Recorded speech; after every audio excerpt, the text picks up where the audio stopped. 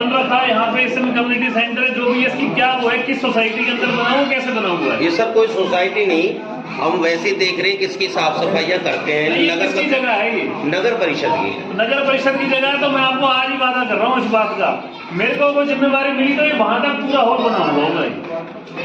ये मैं आपको आज ही देख रहा हूँ। देखो कैंप में भी एक लाइब्रेरी बनी हुई है, कैंप में ढींगड़ा भवन भी बना हुआ है, वो भी नगर परिषद का है, और वो पूरा उसमें बढ़िया तरीके से अंदर हॉल बना हुआ है। और समाज के कार्यक्रम के लिए उसको हॉल का यूज भी होता है कि सब जो वहाँ के आसपास के लोग रहने वाले हैं, आज ढींगड़ा भवन में कोई शादी होती है तो वहाँ पे शादी भी होती है, कोई और सामाजिक काम हो सामाजिक काम भी होते हैं, सरकार के काम हो सरकार के भी काम होते हैं। मैं वही बताया मैंने, मेरा जैसे मेरे को मिलेगा तो मैंने आज आपसे पहले वादा आपकी कॉलोनी में आके सबसे पहले बोल दिया है कि इसकी जिम्मेवारी मेरी है। जहाँ तक बात मेरी खाली बातों की, अभी तो मैं अपने पिताजी के किए हुए कार्यों के द्वारा और इनकी पहचान से पहचाना जाता हूँ। आपने इनको कार्य करते देखा हुआ है, आपने सारे समाज के अच्छे लोग, सारे मौजूद लोग बैठे जो इन्होंने इनके टाइम पे भी यहाँ पर थे। आज तो बच्चे चलो उन्होंने काम करते नहीं देखा, लेकिन कभी भी स्वार्थ भावना से कार्य नहीं किया, कभी भी राजनीति को सेवा की तरह लिया, कभी भी राजनीति को पेशा नहीं बनाया। आजकल राजनीतिज्ञों ने राजनीति को पेशा बना रखा है। आज ये करते हैं लोग 10 करोड़ टिकट के दे दो और उसके बाद 1000 करोड़ रुपए कमा लो। आज लोगों ने धंधा बना रखा है। मैं भी जाता हूँ लोगों में, मुझे छूटते ही लोग ये कहते हैं भैया टिकट कैसे लाएगो? तेरे सामने तो बहुत अमीर अमीर लोग हैं जो टिकट की दौड़ में पहले ही आगे घूम रहे हैं। तो मैं तो वहाँ भी एक ही बात कहता हूँ, यहाँ भी आपके सामने एक ही बात कह रहा हूँ, टिकट मैं नहीं लाऊंगा, टिकट आप लेके आओगे। टिकट जनता देती है। कहते हैं जैसे मुर्गी पहले आती है कि अंडा पहले आता है, तो लोग कहते हैं भैया टिकट ले आएगा तो जनता साथ लग जाती है। मैं कहता हूँ कि जनता टिकट अपनी टिकट दे देती है तो टिकट पार्टी अपने आप दे देती है। जैसे मेरे पिताजी ने बताया कि 1987 में जब ये चुनाव लड़ चुके थे 82 का, तो 87 में लोग जहाँ भी जाते थे, चौधरी देवीलाल उस समय उस पार्टी में थे, तो पहले कहते थे भैया कत्याल टिकट दोगे तो ठीक है, नहीं त्यारी पार्टी की जमानत जब्त है वहाँ से। मैं भारतीय जनता पार्टी का जिले का उपाध्यक्ष हूँ, पार्टी के हर फैसले में पार्टी के साथ हूँ, लेकिन पार्टी को मजबूर करने के लिए आप लोग जब अपने मुंह से कुछ भी बोल दोगे, पार्टी मजबूर हो जाती है टिकट देने के लिए। हमारे यहाँ से दीपक मुल्ला जी विधायक हैं, अपनी क्षमता के अनुसार वो भी कार्य कर रहे हैं, लेकिन हर व्यक्ति की क्षमता अपनी अलग अलग है। कोई ज़्यादा काम कर सकता है, कोई कम काम कर सकता है। मैं तो आपको अपनी बात कहता हूँ, किसी को छीटाकशी नहीं करता। 20 साल से वकालत कर रहा हूँ, पढ़ा लिखा हूँ, जनता में अपने पापा को भी काम करते देखा।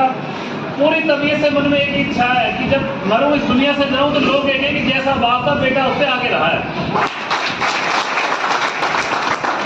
इस भावना के साथ समाज सेवा में हूं, और मेरे को एक बात महसूस होती है कि अगर आप राजनीति में सक्रिय रूप से आगे नहीं आते, आपको ताकत, जनता का प्यार नहीं मिलता, जनता का साथ नहीं मिलता, तो आप जितनी ताकत से काम कर सकते हो जब भी कर सकते हो जब जनता की ताकत आपके साथ होती है। आज अगर आप मेरे से कोई उम्मीद रखो कि राजीव कत्याल कोई काम कर दे, तो मैं कहना चाहूँगा मैं तो आपकी तरह हूँ, जैसे आप इधर बैठे हो मैं इधर खड़ा हूँ। ना कोई अफसर मानेगा ना कोई और मानेगा।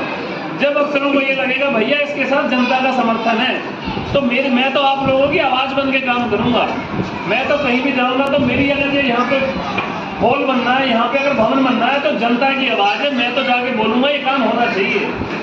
और एक बात आपको और कहता हूँ कि एक अंतर तो पैदा करके दिखाऊँगा, जनता के बीच में आगे काम हुआ करेगा। आज क्या करते हैं कि लोगों को एमएलए के घर जाना पड़ता है, पहले ये रिवाज चलती आई है, लेकिन आपके बाद एक बात और बता रहा हूँ, आपको बोल आज रहा हूँ, लेकिन आपको अंतर दिखेगा। अगर आपका बच्चा यहाँ से एमएलए और विधायक या मंत्री बनेगा, तो हर जगह जगह जाके अफसरों के साथ लोगों के बीच में काम हुआ करेगा। लोगों को अपने आप जनता को दिखा करेगा कि भैया ये बात जो बोल रहा है क्या उनके लिए पूरी कोशिश कर भी रहा है कि नहीं कर रहा है। एक आजकल बड़ी बीमारी है, मैं किसी का नाम नहीं ले रहा, मैं ये बोलता हूँ कमीशन थोड़ी बड़ी चलती है। अधिकारी कमीशन इकट्ठी कर करके नेताओं को भी देते हैं, नेता आगे पहुँचाते हैं। किसी भी अधिकारी कोई काम नहीं कर रहा तो उसके खिलाफ कोई कार्रवाई भी नहीं हो पाती। पहले ये हुआ करता था कि अधिकारी कोई गलत काम करे सीधा सस्पेंड या सेसा ट्रांसफर भेज देते थे पलवल में, कि भैया यहाँ नहीं रहेगा, भ्रष्ट काम यहाँ पलवल में रह के नहीं करेगा। आज क्या परेशानी है कि थोड़ी अधिकारी थोड़े से निरंकुश हैं।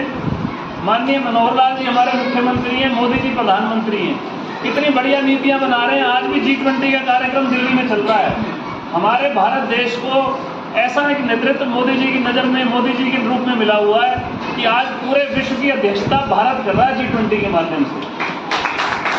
देखिए, हमारे उच्च स्तर के नेताओं की कोई कमी नहीं है, वो तो योजनाएं बनाते हैं, योजनाओं को लागू करने का काम आपके बीच आपका जो प्रतिनिधि है उसका काम होता है, उस योजनाओं को कैसे लागू करेगा।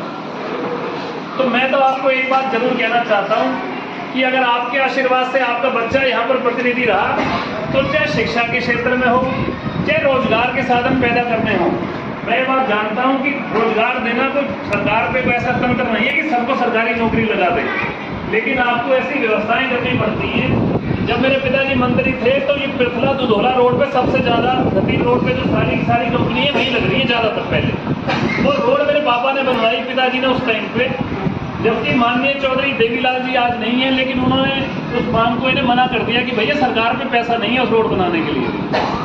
लेकिन इन्होंने क्या करा, उनसे कहा कि 50,000 रुपये सिर्फ मुझे यहाँ के लिए दे जाओ, मैं इसको विकास के लिए 50,000 रुपये दे जाऊँ। लेकिन इन्होंने अधिकारियों से बात करी कि मुख्यमंत्री जी 50,000 रुपये एडवांस दे दें सड़क के लिए, और वहाँ पे सड़क का निर्माण भी करवाया। एक सड़क तो वो बनी पृथला से लेके जो दुधौला आगे होती धतीर तक गई, उसके बाद सिकंदरपुर की सड़क बनाई, और वहाँ पर सारी आज फैक्ट्री है। तो मैं आपको एक वादा आज करता हूँ, और हमारे यहाँ पे KMP और KGP 2 ऐसी रोड की कनेक्टिविटी है कि इससे अच्छी कनेक्टिविटी पूरे इंडिया में अगर आप देखो, इतना चौड़ा हाईवे बना हुआ है, जेवर का एयरपोर्ट यहाँ पर आ रहा है, अंतर्राष्ट्रीय एयरपोर्ट यहाँ पर आ रहा है। तो हमारे पलवल में रोजगार की विकास होने की, नई इकाइयाँ खुलने की बहुत सारी संभावनाएं हैं, लेकिन हमें जाके सरकार को दिखाने की जरूरत है।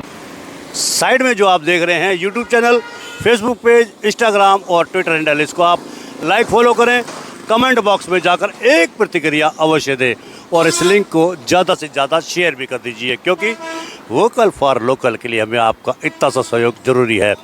यदि आप हमें सहयोग करेंगे तो निश्चित रूप से आपका अपने पलवल शहर का लोकल चैनल दिनों दिन रात प्रगति के पथ पर बढ़ता चला जाएगा। जैसे कि आप अब तक सहयोग कर रहे हैं, हज़ारों की तादाद में व्यूअर्स आ रहे हैं, जुड़ रहे हैं, लोग हमसे जुड़ रहे हैं, वो इसलिए क्योंकि हम चाहते हैं कि आपकी समस्या को बढ़ चढ़ कर हम पेश करें और प्रशासन और सरकार आपकी समस्याओं पर गौर करे और उसका निराकरण भी करे। धन्यवाद। जय हिंद, जय भारत।